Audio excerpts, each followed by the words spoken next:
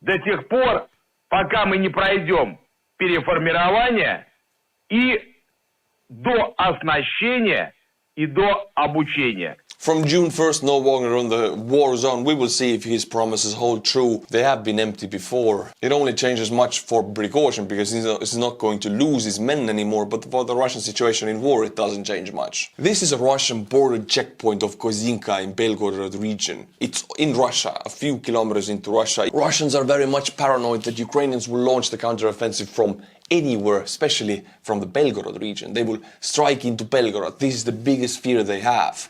My friends, I already shot this video, but right now when I'm editing it, big things are happening in Belgorod, Russia, Belgorod Oblast.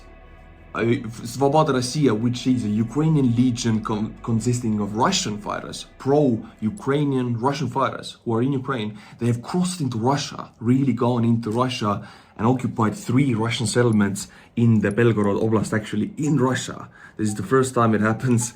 Ukrainian partisans, or actually part of Ukrainian armed forces in Russia. These settlements are Kozinka, Klotova and Korobatol. Fighting is going on, artillery, I'm seeing artillery, and this is insane. Since I'm editing this video, I'm shooting this on my phone and putting this in, but I've never seen anything like it throughout this war, so go and check it out. Ukrainian Frontline's Twitter page is explaining it really good and giving us an overview of it. Alright, let's go back to the video. Ukraine knows that they are afraid and they are multiplying the Russian fear by this. I don't know who did it, but the checkpoint in Belgorod was bombarded. Russian soil, heavily shelled by artillery. It heavily multiplies the Russian fear and paranoia and plays into Ukrainian hands with the information war. Now the Russians are even more afraid and they may have to move around their reserves to Belgorod. If they don't, then they're not ready for an attack. And if they do, then we will see convoys moving around that are huge and perfect targets for Ukraine. Also, moving around troops is very clumsy, reduces their cohesion, and it's tiring for the troops. So it's bad in any way for the Russians and good in every way for the Ukrainians. Because they will not strike Belgorod, and if Russian reserves are in Belgorod, they can strike the south. On the evening of May 21st, Russia lost another fighter jet, Su-35. It's one of the more modern ones, actually. Last 2 weeks have been extremely sad for the Russian aviation efforts. First of all, Kinzhal missiles were shot down, which was a huge blow to the Russian nuclear arsenal and to the Russian people, population and the president, because they all believed it was a Wunderwaffe. It wasn't. Then they lost 5 Russian fighters and choppers at the same day, which was supposed to be a revenge for the Kinzhal, and they lost the planes and choppers, another blow. And now this Su-35 and F-16s are not even in Ukraine yet. As you all know, they have been promised by United States, Netherlands and Denmark will send the bulk of them. About 45 F-16s will be in Ukraine. The training has already started and some sources say that it will take only 6 months for them to be in Ukraine. I was ready for a year. 6 months is extremely fast. This is Joe Biden answering questions in G7 meeting in Japan. The reporter said that supplying F-16 to Ukraine is a huge risk, to which Joe Biden said, to them it is. He meant the Russians. It is the big risk for them because they will be losing anything that is airborne and on Ukrainian airspace, because F-16s, as any other weapon supplied by the West, they cannot go into Russia and they cannot shoot into Russia, which is incredibly sad because F-16 has better radar than its Russian counterpart, and Russian fighter bombers lift off in Russia. F-16s could scramble, see their cross signs on the radar and release the missiles, but they cannot do that until those Russian fighter bombers cross into Ukrainian airspace, which they mostly don't do. They shoot their payload before and then they leave. Missiles or gliding bombs. So unfortunately, the fact that the Western supplies F-16s of Ukraine cannot cross into Russia will very strongly reduce their capabilities, but this is the rules of engagement of this war. We are not yet sure how capable will be the radar on the F-16s that Ukraine will get. F-16s have different radars depending on if they're upgraded or not. One of the better radars they are supplied with if they're modernized is the AN/APG-83 Scalable Agile Beam Radar with a range of 370 kilometers, which outperforms the Russian counterparts. So that means this F-16 can scramble, be up in the air, lock, shoot, and disengage well before the Russian fighter even knows the F-16 is there, and then gets destroyed. Kaboom. This radar gives an upper hand for the Ukrainians. it will be a game changer, like the HIMARS was. And I haven't even talked about the F-16's speed, agility, and cost effectiveness. These are the three big pluses this plane has. Now we're gonna watch a video by Dmitry again. His link is in the description below. This video gives us an eerie reminder of how difficult the counteroffensive will be for the Ukrainians. This is a Russian soldier clearing Ukrainian mines, struggling and being angry that they lay them again. Все поле он в минах. These are Ukrainian mines. А чё лежит?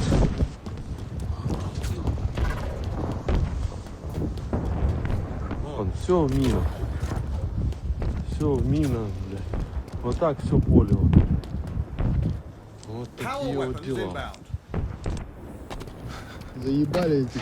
Sick of these old toys, which is like a very bad word for Ukrainian. Well, yes, the Ukrainians will mine the field, and these are very dumb mines. They're very easy to produce, and both countries have, so many of them, infinity amount of those mines. Thing is, the Russians have the same mines on top, in front of their trenches, and then they have the Dragon's Teeth, and then they have the trench line, and then there's three lines like that, three lines in-depth defense. That gives us an idea of how difficult it is for Ukraine to break through. Counteroffensive will need to have major breakthroughs in the 24 hours. If they don't happen in that time frame, they might not happen at all. If it happens, it has to happen very fast. These mines have to be demined or exploded under fire, then the Dragon's Teeth have to be exploded or removed under Russian fire, and then the first trench line have to be breached for the armor to get through and go and deal with the second trench line, and then they will widen the gap. That's the plan. All of the three lines need to be breached within 24 hours. And then drive deep into Russian rear, expand and link with other units, maybe encircle some Russian units. But talking about it like that in 30 seconds and actually executing it without losing majority of your forces, without making traffic jams, it's going to be an interesting summer, my friends. Там ставят свои с ним, блин. Их с ними, они опять их ставят. Very soon we'll get to my Ukrainian trip, and it was amazing. But before that, we're gonna watch again Dmitry's video translated. His link is in the description below. M777 howitzer, day in the life of the artillery officer. I love these videos. They give us an inside look of their routine, actually, what they do. We don't get many of those. Anytime I find one, we have to watch it. Працюємо в основному по техніці, по броньованій САУ, гармати, в основному по артилерії. Зранку була ціль у нас 2.36, це гіацинт. Зробили декілька пострілів. Нам головне знати про ціль, це характер її. Це, якщо це бліндаж, то нам треба ставити другий підривник. Якщо це якась легко броньована техніка, то другий підривник. Це жива. Інше.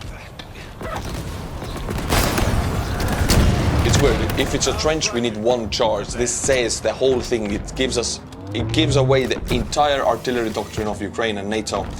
If you attack a trench with artillery, the old doctrine, the Soviet doctrine is you don't attack the trench, you attack the entire area around it and hope some shells will land in the trench, because Russians don't have precise weaponry. With M777 and the NATO doctrine and NATO weaponry, it's so precise, you attack pinpoints.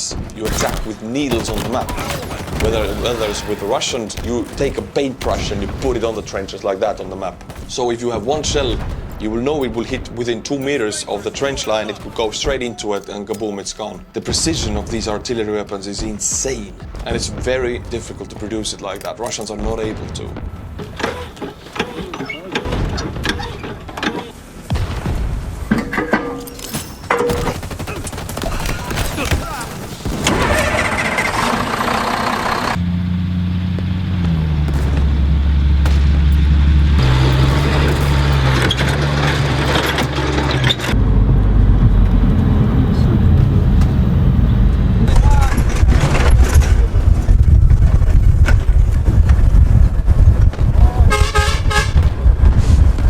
Children are waving and they're going to the position, they're shooting and they go away again. They move around all the time because M777s are very juicy targets for Russians, especially kamikaze drones. They hunt them because Ukraine doesn't have that many of them and they're deadly accurate.